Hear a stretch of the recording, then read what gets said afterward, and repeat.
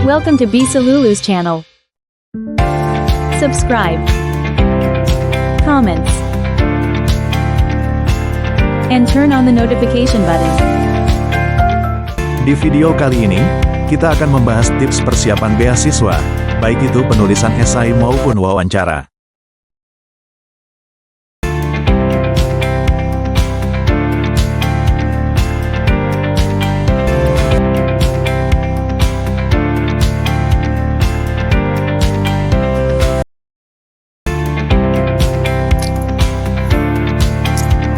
Salah satu kesalahan yang paling sering muncul dalam penulisan penulisan esai beasiswa itu bukan cuma di esai utama ya, tapi kadang-kadang banyak terjadi pada esai yang sifatnya penilaian diri yang pendek-pendek, di mana kesalahan terjadi mulai dari pemilihan cerita, kemudian penulisan yang tidak komprehensif, serta tidak dalam proses penulisannya itu nggak memiliki tujuan. Kenapa harus menggunakan itu dan apa yang pengen ditunjukin? Idealnya ketika ingin menulis sebuah bagian terpenting, misalkan tentang kelebihan, kekurangan, kemudian nilai yang telah diajarkan pada diri sendiri, kesalahan yang pernah terjadi, setidaknya ada value yang pengen ditunjukin. Jadi bukan cuma sekedar itu cerita atau fakta yang teman-teman alami, tapi itu juga merupakan momen di mana teman-teman menceritakan tentang value apa yang pengen teman-teman tanda kutip jual kayak gitu untuk beasiswa LPDP.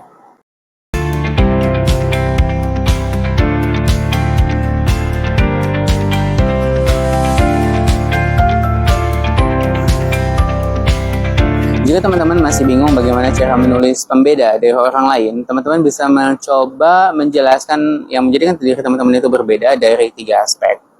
Aspek pertama itu adalah aspek kontribusi. Teman-teman udah ngelakuin apa kayak gitu, dan apa uniqueness-nya yang membedakan teman-teman dari peserta lain. Misalkan teman-teman itu mengabdi di daerah 3T, apa yang teman-teman lakukan, siapa aja yang terlibat, siapa aja terdampak, itu yang dijelasin. Kedua, itu dari aspek prestasi. Apa yang udah teman-teman capai? Pencapaiannya apa? Kalau bisa adalah pencapaian sifatnya konsisten dan linear. Contoh kalau seandainya dia itu sukanya meneliti, konsistennya berhubungan sama penelitian kayak gitu.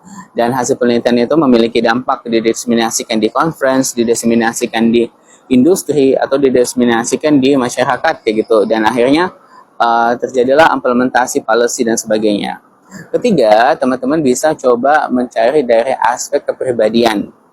Apa yang menjadi pribadi teman-teman itu berbeda dari yang lain. Apa yang udah teman-teman lakukan. Sikap seperti apa ketika teman-teman dihadapkan dengan masalah tertentu. Itu bisa dipakai sebagai uniqueness atau pembeda. Tapi idealnya pembeda itu tuh kalau seandainya bisa mencakup 3 hal tadi yang menjadi dalam satu cerita. Kalau seandainya bisa ya.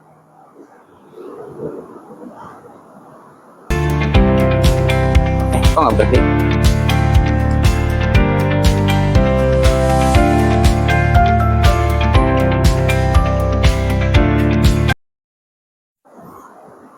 Bagi teman-teman yang lagi mau melamar beasiswa LPDP, setidaknya teman-teman wajib bisa menjawab satu pertanyaan ini. Coba jawab pertanyaan ini dengan baik ya. Yaitu adalah, kenapa teman-teman harus lanjut S2 atau harus lanjut S3? Urgensinya apa? Urgensi secara karir mungkin? Urgensi secara kebutuhan SDM, urgensi secara kebutuhan industri, sehingga teman-teman itu tuh layak dan wajib harus S3 atau S2 kayak gitu. Dan kalau enggak, tujuan tersebut itu enggak akan tercapai. Minimal bisa menjawab pertanyaan itu akan lebih mudah untuk mengembangkan pada tahap-tahap selanjutnya.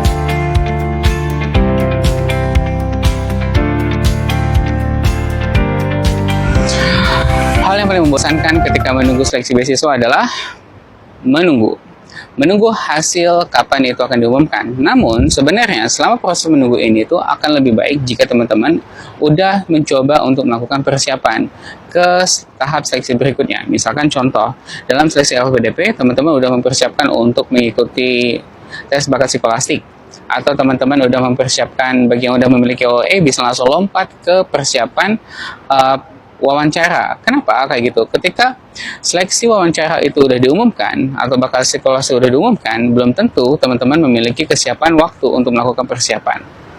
Sehingga gunakan waktu yang tersisa untuk mempersiapkan sebaik mungkin sebelum tanggal itu dimulai.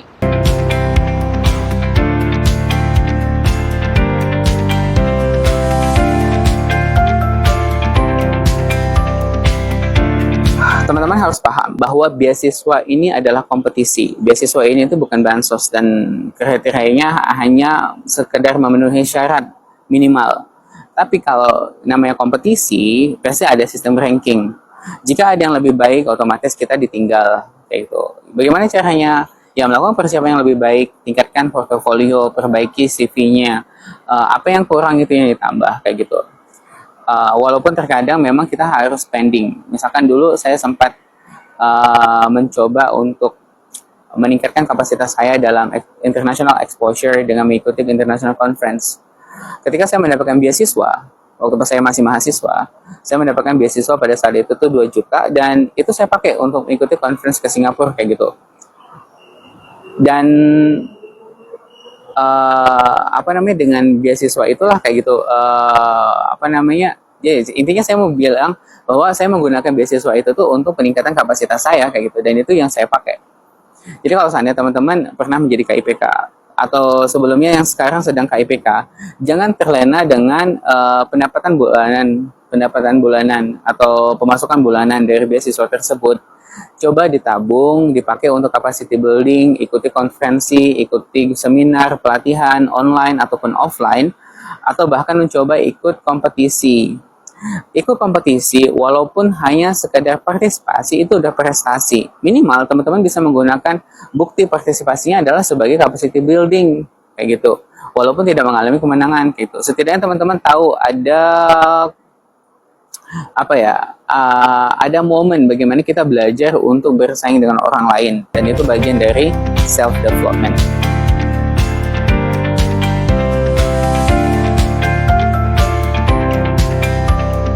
Terjebak dalam sebuah ilusi di mana teman-teman ingin berharap mendapatkan beasiswa dalam kompetisi yang begitu ketat. Misalkan cuma yang diterima hanya 3%, 5% dari kota pelamar, itu tuh kayak nggak masuk akal kalau seandainya kita berkompetisi dengan kapasitas yang terbatas. Kita harus memastikan bahwa kita memiliki kapasitas di atas rata-rata, di atas orang pada umumnya. Sehingga kalau seandainya sekarang belum mendapatkan kesempatan tersebut, maka tingkatkan kapasitasnya, tingkatkan CV-nya, perbaiki gaya bahasanya, komunikasinya, dan mulai merintis berbagai macam upaya untuk meningkatkan hal tersebut. Misalkan sebagai contoh, mengikuti organisasi. Yang kedua adalah kontribusi. Yang ketiga kerja, mungkin itu salah satu yang terbaik. Kemudian yang keempat itu pelatihan, training kayak gitu. Dan serta meningkatkan prestasi melalui kompetisi. Kalau seandainya teman-teman memiliki cukup waktu. Dan hal itu adalah cara yang terbaik untuk bisa dilakukan saat ini. Dan yang satu lagi, kalau seandainya bisa, itu akan lebih bagus, yaitu adalah publikasi.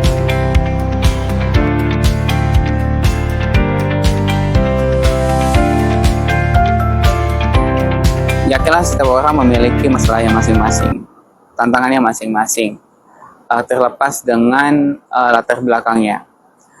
Misalkan sebagai contoh adalah, saya selalu sempat iri kepada teman-teman saya yang bisa lanjut S3, itu dengan relatif mudah.